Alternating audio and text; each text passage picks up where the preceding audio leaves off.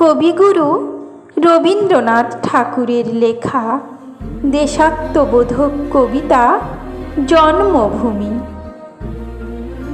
সার্থক জনম আমার, জন্মেছি এই দেশে।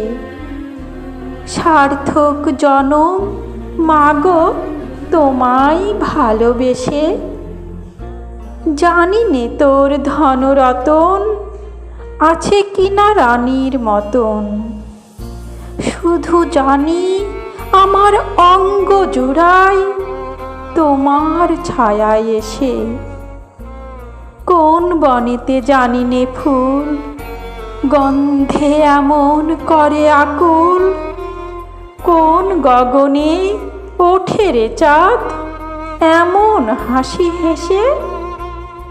আখি মেলে তোমার আলো প্রথম আমার চোখ জুড়ালো, ওই আলোতেই নয়ন রেখে মুদব নয়ন শেষে।